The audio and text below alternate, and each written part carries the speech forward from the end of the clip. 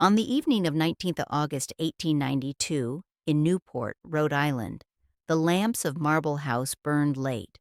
Outside on Bellevue Avenue, carriage wheels ground softly over gravel. Inside, the new gold ballroom, described in later architectural histories as an ostentatious housewarming for the Vanderbilts' stone palace, glittered with crystal and gilt.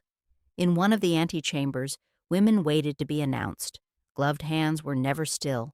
Etiquette books advised that a lady's gloves should be spotless, her fingers composed. The tiny act of adjusting white kid gloves became a way to manage nerves and signal control. A contemporary photograph captioned simply Marble House in 1895 shows the same staircase and balustrade those hands would have gripped that night. Everyone here understood another rule, less visible than the gold leaf. The social cut direct, looking through an acquaintance as if she did not exist, could unmake a season. Etiquette writers warned that to cut someone without grave cause was cruelty disguised as principle.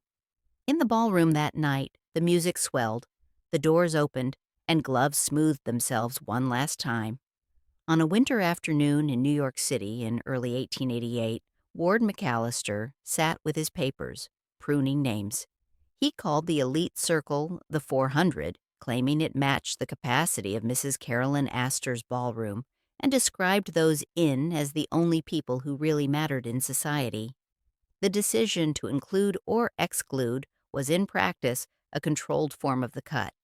One did not need to stare past an acquaintance if one's name never appeared on a guest list at all. Society columns in New York and Newport printed the lists like financial tables, assigning value in ink. When the illustrated volume Newport, Our Social Capital, described houses such as Beechwood and the New Marble House, it cataloged drawing rooms and verandas as if they were stages built for these carefully counted bodies. In such a world, a young woman's first defense was composure. She learned early that a steady gaze and the careful straightening of gloves at the ballroom door could hide the fear of being overlooked. The architecture of privilege began not with stone but with names on paper. On 26 March 1883, at 1660 Fifth Avenue, New York, Alva Vanderbilt opened her new mansion with the now legendary costume ball. The house reportedly cost millions. The ball, breathlessly covered in the press, became a shorthand for Gilded Age excess.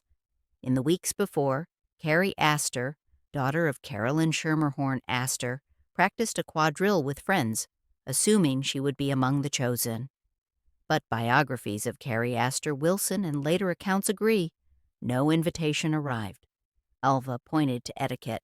Mrs. Astor had never formally called, never left even a pasteboard, and announced that, under such circumstances, she could not possibly invite the daughter. A New York journalist later noted that only when Mrs. Astor finally paid the formal call did the coveted card appear, followed by reciprocal invitations to the Astor ball. The cut here was executed not by a glance but by an absence in the post. Even the Queen of New York learned that silence could be turned against her. By the 1890s in London and New York, etiquette manuals gave the cut a precise vocabulary. In John H. Young's widely circulated Our Deportment, the cut direct was defined as looking straight at someone and refusing to see them, a gesture so severe it was recommended only for grave offenses. Later writers like Mrs. Humphrey in Woman's Life would call it part of the gentle art of snubbing, a technique to be used carefully in crowded drawing rooms. The formality of these definitions masked real risk. To be cut in public meant more than a bruised ego. Invitations might dry up. Charitable committees might regretfully omit a name. A young woman might find partners scarce at balls where the orchestra played but no one crossed the floor to claim her card. Surviving dance cards and calling cards in museum collections show names crossed through, initials penciled in, relationships renegotiated in ink. The cut turned manners into a kind of currency, spent or withheld in full view of others. In the mid-1880s, in the Vanderbilt houses on Fifth Avenue and later at Marble House in Newport, Alva Vanderbilt managed not only architects but also her daughter's upbringing. Biographical studies and Consuelo Vanderbilt's later memoir make clear that Alva's ambitions were explicit. Her daughter would marry rank, not merely wealth. Consuelo recalled in The Glitter and the Gold and later interviews that her mother drilled her in posture, conversation, and obedience. Resistance brought emotional storms. The same hands that straightened Consuelo's gloves before she entered a drawing room also adjusted her future. An heiress must be unassailable in public, even if she wept in private. Letters between Alva and advisors about suitable suitors, preserved in archives and cited by historians, show careful calculations about titles, estates, and reputations. Social catastrophe, being cut by New York or London, was treated as a practical risk to be managed. For Alva, refinement was not ornament, it was strategy, taught one corrected gesture at a time. By the late 19th century in Farmington, Connecticut, Miss Porter's school had become one of the most respected institutions for elite American girls. Founded in 1843 by Sarah Porter, the school's 19th century curriculum combined Latin, French, and German, history, literature, natural sciences, and mathematics, with additional fees for music and drawing, and, crucially, explicit training in social skills and manners. School records and later histories emphasize exercises in deportment and correct conduct, alongside academics. Students practiced entering rooms, sitting and rising in long skirts, and maintaining controlled expressions. A surviving photograph of a Porter's students, gloved and hat-veiled, shows how education and presentation intertwined. Many alumni would go on to circulate in the same circles as the Vanderbilts and Astors, their transcripts quietly backing their place at dinner tables. Between Latin recitations and chemistry demonstrations, they rehearsed how not to flinch if a grande dame's gaze slid past them. From the 1890s into the early 20th century, wealthy families increasingly sent daughters to finishing schools in Switzerland, particularly around Lausanne and Lake Geneva. Historical overviews of finishing schools describe programs that completed a young woman's education with languages, social graces, and upper-class cultural rights, often beginning around age 16. Prospectuses listed French conversation, music, drawing, table manners, and sometimes domestic economy. The aim was not professional training, but social employability, the ability to move through European salons without misstep. Surviving school brochures show photographs of girls in high-neck dresses on balconies, gloved and self-possessed, the mountains behind them like painted backdrops. Here, too, the lesson about the cut was implicit. To be considered finished was to be less vulnerable to ridicule, less likely to give anyone respectable grounds to withdraw recognition. Across borders, education promised not freedom, but smoother performance on a narrow stage. By 1905, etiquette writers such as Marion Harland and Virginia Van de Water in Everyday Etiquette, and later Emily Post in her 1922 Etiquette, codified rules for navigating slights. They advised that a lady should seldom resort to a deliberate cut. Instead, she might gradually drop an acquaintance, avoiding open scenes. These manuals, owned and annotated by women in New York, Newport, and London, often survive with names written on flyleaves. They acknowledge the cruelty of being ignored and recommended responses. Maintain composure, do not chase after those who withdraw, continue to behave impeccably. In effect, they taught how to survive a cut without making matters worse. Between their pages, pressed flowers and tucked-in calling cards testify to the real networks behind the advice. Friendships, tentative alliances, and names that could vanish with a seasoned scandal. Printed rules gave moral cover to what many already practiced, enduring humiliation in perfect gloves. In the early 1890s, practice dances in New York and Newport allowed debutantes to rehearse proper behavior before their formal coming out. Society pages described informal evenings where chaperones watched from the edges while young women tested gowns, steps, and small talk. Accounts from memoirs and letters recall hours spent perfecting the social smile, warm but not eager, and experimenting with the right degree of recognition across a crowded room. Behind fans and lace cuffs, girls whispered about who had been dropped since last season, or which family was white, suddenly not asked. The rustle of silk, the light of gas chandeliers, and the scratch of pens filling out dance cards fused into one long tutorial in vulnerability. Here, the cut was present only as a threat, a word passed between friends. The defense remained the same: impeccable posture, untrembling hands, faultless forms of address. Before they ever faced a true exclusion, many heiresses had already lived through it 100 times in imagination.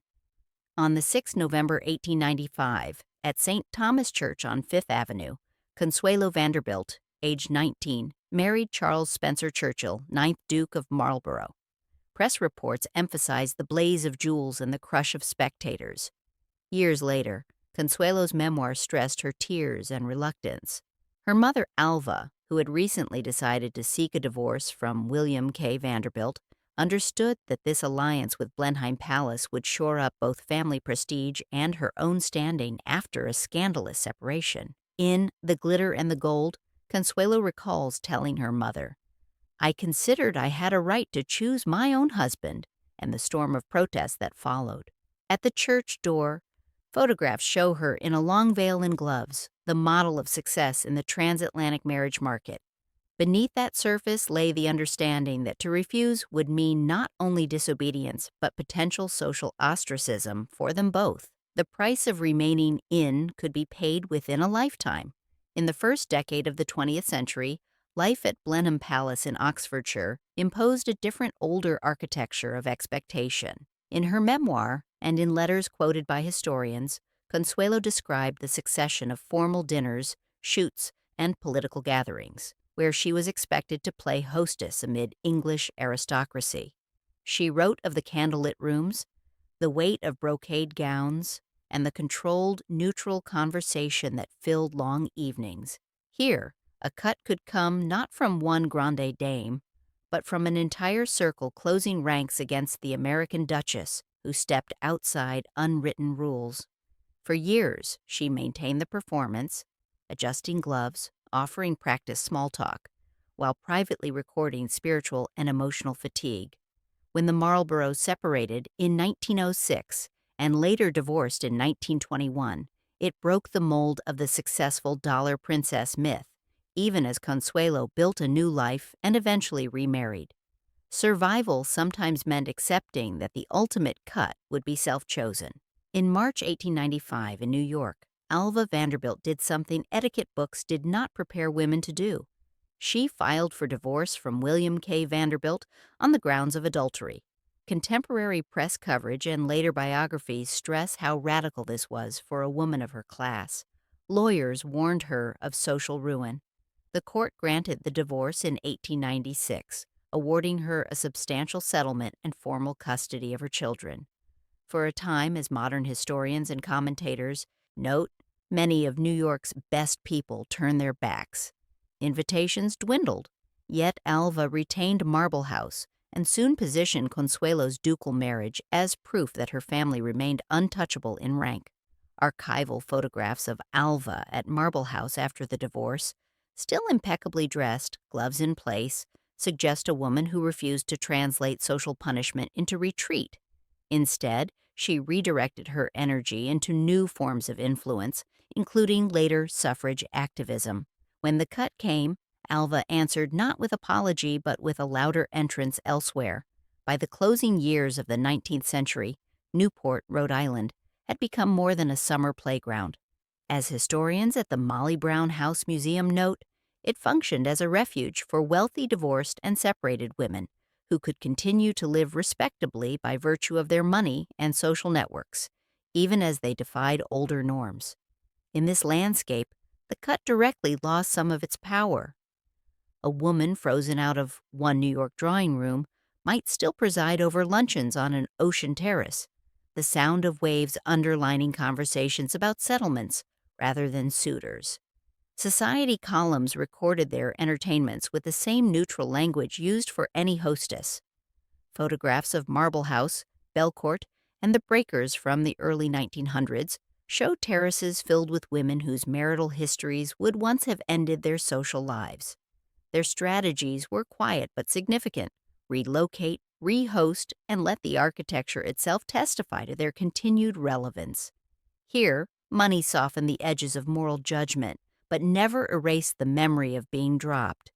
In the mid-20th century and beyond, as mansions like Marble House became museums, curators began to present Gilded Age society as history rather than current affairs. Visitors walk today under the same painted ceilings while audio guides discuss Alva Belmont's suffrage meetings, Consuelo Vanderbilt's unhappy marriage, and the economics of the 400. Exhibitions sometimes include small artifacts, a calling card case, a dance card, a pair of white kid gloves displayed under glass. The gloves, once tools of performance, smoothed before a bow, held steady when someone looked away, now rest motionless, their silence reframed as evidence. Scholarship on historical etiquette continues to cite the cut direct as an extreme form of social control, a reminder that politeness could wound as efficiently as open insult. Outside, the sea still sounds against the Newport cliffs. Inside, ballrooms stand empty between tours. The same spaces that once amplified whispered snubs now echo with footsteps and guide narration. Their power softened but not entirely spent. What remains is not just the glitter, but the record of who was seen and who, for a season or a lifetime, was not. Somewhere in a climate-controlled case, a pair of gloves lies folded. The fingers are still curved, as if about to adjust themselves for one more entrance that will never come.